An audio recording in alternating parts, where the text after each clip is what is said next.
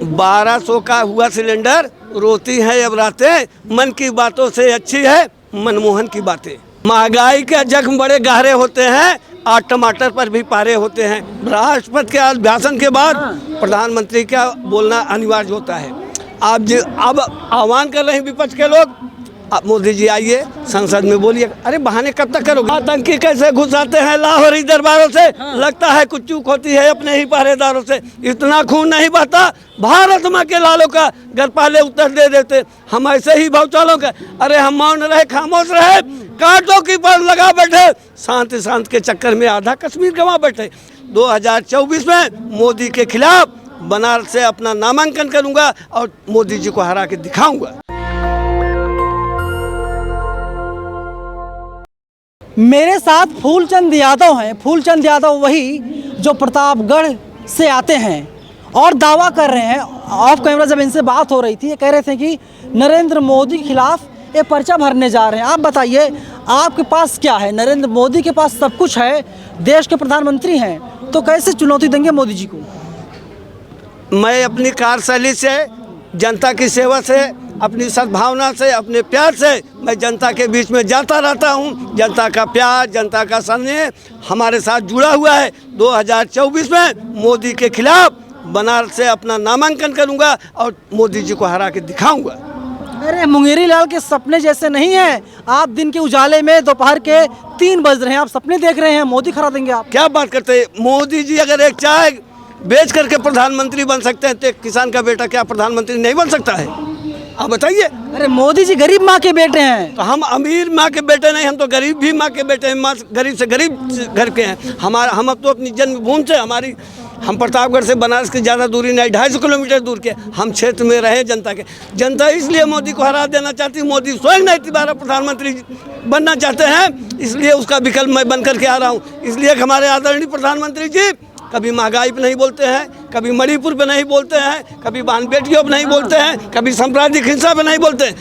इसलिए न मोदी जी बनना चाह रहे हैं, न भारतीय जनता पार्टी का कोई और आदमी बन करके निकले किसी मुद्दे पर नहीं। लोग कहते हैं 24 घंटा मोदी जी काम करते हैं, 18 घंटे काम करते हैं। 4.5 साल के इतिहास में केवल मोदी जी 7 दिन संसद में बोले हैं। कम बोला मोदी जी ने। क्या चाहते हैं? सारा काम धाम छोड़ करके संसद में बोले मोदी जी। राष्ट्रपति के भाषण के बाद प्रधानमंत्री का बोलना अनिवार्य होता है। अब आह्वान कर रहे हैं विपक्ष के लोग, आप मोदी जी आइए संसद में बोलिए। अरे बहाने कब तक करोगे? अरे भाई साहब, उनके पास देखिए उन्होंने नौकरियां दे दी, बेरोजगारी पे बात करते हैं, महंगाई पर बात करते हैं, भुखमरी पे बात करते हैं, शिक्षा पे बात करते हैं, स्वास्थ्य पे बात करते हैं, राम मंदिर पे बात करते हैं, काशी विश्वनाथ कॉरिडोर बात करते हैं। आपके पास क्या मुद्दा है? मुद्दा सुनिए, 1200 का हुआ सिलेंडर, रोती है अब रातें, मन की बातों से अच्छी है मनमोहन की बातें। मन की बातों से अच्छी है मनमोहन की बातें। कौन मोहन थे? महंगाई के जख्म बड़े गहरे होते हैं, आज टमाटर पर भी पारे होते हैं। आज तक के इतिहास में खाने पीने के लिए सामग्री आप देख लीजिए, ऑटोमोबाइल का आप देख लीजिए, यातायात का किराया देख लीजिए, कोई ऐसी चीज़ नहीं है जो सस्ती हुई हो। बहुत हुई महंगाई की मार। अब की बार मोदी सरकार यह नारा दे के आए थे, देश की जनता ने कहा बहुत अच्छा प्रधानमंत्री है, हर चीज़ का सलूशन निकालेंगे। लेकिन जब बोल देते हैं मोदी जी, आदरणीय प्रधानमंत्री जी, कि ना खाऊंगा ना खाने दूंगा, तो देश की जनता को लगता है कि बहुत अच्छा प्रधानमंत्री मिला है। अब मोदी जी कहते हैं ना मैं बोलूंगा ना तुम्हें बोलने दूंगा। और मोदी जी ये भी कह रहे हैं मैं जीतूंगा लेकिन आपको जीतने नहीं दूंगा। जी, ये रण क्षेत्र का मैदान नहीं है कि बराबर जो है बांट चलेंगे। ये जनता सराखों में बैठा के मोदी जी को भारी मतों से जिताया। धार्मिक नगरी है, मोदी जी धर्म में माँ गंगा मैया का बेटा बन करके आए। हम तो धरती के बेटा बन करके, धरती का लाल, मैं बेटा नहीं, मैं नेता नहीं, अब मैं बेटा बनारस का बन करके जो है मोदी जी के सामने लड़ूंगा चुनाव। अरे जाइए यादव जी, दूध वगैरह बेचिए, कहाँ चक्कर में पड़े हुए हैं क्या बात आप? करते हो? मैंने आपसे कहा दूध बेचना व्यवसायिक काम हमारा नहीं है।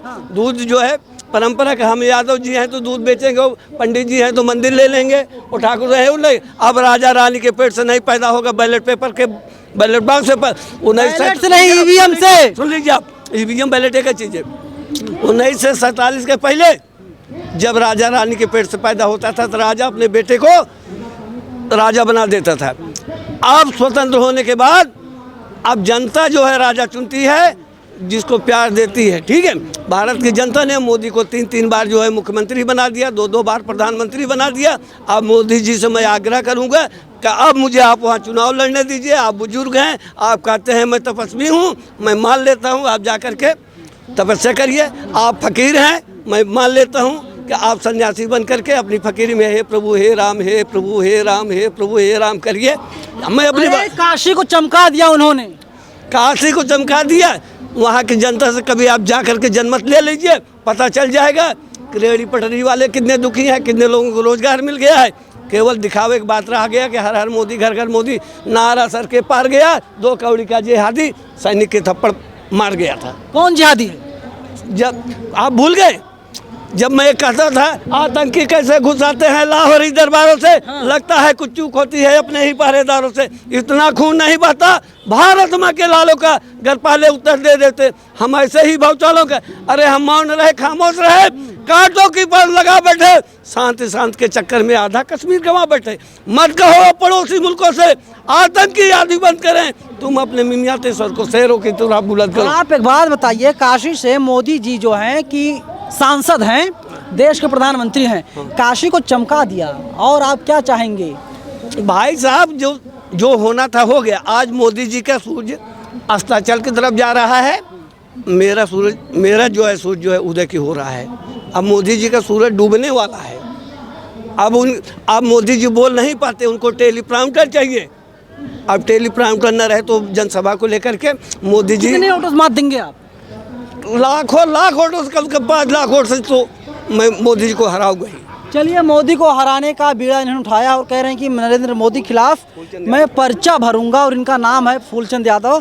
प्रतापगढ़ जिले से आते हैं, वही प्रतापगढ़ जहां से राजा भैया आते हैं, और नरेंद्र मोदी को हराने का दावा कर। लेकिन एक बात बताइए यादव जी कि राजा भैया तो कभी मोदी खिलाफ चुनाव नहीं लड़े, कभी दावा नहीं किया, और उनका कितना ज़्यादा नाम है पूरे प्रदेश में, पूरे प्रतापगढ़ में, कुंडा में, लेकिन आप क्यों दावा कर रहे हैं? देखिए, अब हम युवा हैं, मोदी जी बुजुर्ग हो गए हैं, राजा जी भैया बुजुर्ग हो गए। राजा जी को प्यार हमारे प्रतापगढ़ की जनता समझ के बोलिएगा राजा भैया के बारे में। राजा भैया के बारे में मैं अब शब्द नहीं बोलता हूँ, हमारे आदरणीय है, मैं उनका हृदय से बड़ा सम्मान करता हूँ। राजनीति का प्रेरणा मुझे राजा भैया से मिली है। राजा भैया के हिसाब में रह करके हमने राजनीति सीखा है। राजा भैया का ही आशीर्वाद है कि मैं मोदी जी के खिलाफ जो है चुनाव लड़ूंगा और जीत के दिखाऊंगा। प्रतापगढ़ की जनता, बनारस की जनता, लखनऊ की जनता सब मेरे साथ है। राजा भैया ने क्या परमिशन दे दिया जाइए मोदी खिलाफ लड़िए चुनाव? उनकी परमिशन, आप स्वतंत्र हैं, 21 वर्ष की आपकी आयु हो जाए, भारत के आप नागरिक हो तो आप चुनाव लड़ सकते हैं। चलिए, मोदी खिलाफ पर्चा भरने का दम भर रहे हैं। अब देखना होगा कि 24 में जब पूरे देश में आम चुनाव होंगे और जब बनारस में चुनाव होंगे, और चुनाव के बाद क्या नतीजे आएंगे वो तो आने वाला वक्त बताएगा कि किसकी जीत होती, किसकी हार होती है। लेकिन फूलचंद यादव ये मुझे जंतर मंतर पर आज मिले और ये दम भर रहे हैं कि नरेंद्र मोदी को चुनाव में हराने का ये काम करेंगे। फिलहाल पूरी बातचीत पर आप लोग अपनी राय बताइएगा हमें ज़रूर। अगर आप काशी से, बनारस से, वाराणसी से देख रहे हैं तो आप बताइए नरेंद्र मोदी ने कितना विकास किया है, और नरेंद्र मोदी के सामने क्या फूलचंद यादव जैसे लोग टिक पाएंगे या नहीं। कैमरा पर्सन बॉबी के साथ मैं नवीन कुमार नंदन, नेशनल दस्तक, जंतर मंतर, दिल्ली।